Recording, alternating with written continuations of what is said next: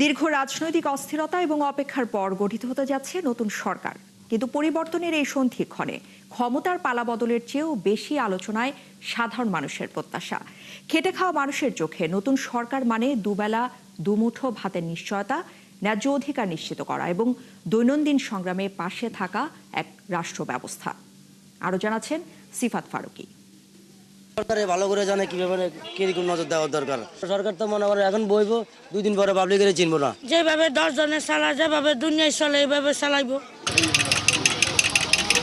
Vote শেষ, এখন আলোচনায় ভবিষ্যৎ।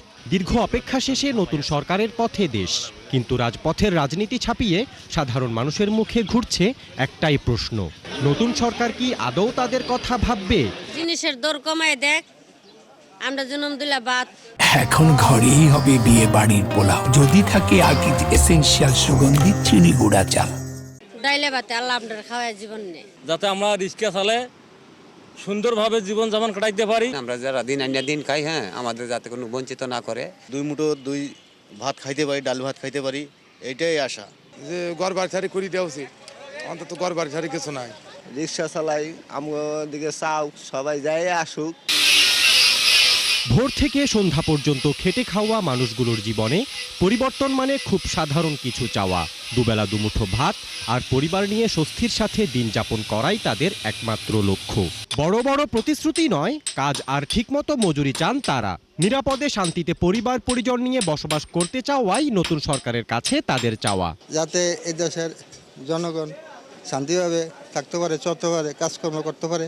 বাজার নিয়ন্ত্রণ কইরা যে সমস্ত মালের দামগুলা অত্যন্ত বেশি, সামনে রমজান আসতেছে, এগুলার জন্য খুব ভালোভাবে যেন আপনি তদারকি করে, যাতে আমার দেশের মানুষ খাইতে পারে, যাতে আমাদেরকে দেখে, আমাদের উন্নয়ন করে, আমাদের সাধারণ দ্রব্যমূল্যের যাতে একটু নিয়ন্ত্রণে রাখতে পারে। আমরা দিন মজুর ডেলি খেটে খাই, তো একদিন যদি রাস্তাঘাটে যদি এভাবে পড়ে থাকে বা আমাদের বাজার যদি এরকম বিনষ্ট হয়, তাহলে আমরা খেতে পারবো না। এদের খাতিপত্তি মনে করেন যে রেট বাড়াইলে কষ্ট হয়ে যায়, আমাদের সংসার দিন চালাইতে, বাচ্চা কাচ্চাকে দেখতে মনে করেন যে চালাইতে খুবই কষ্ট হয়।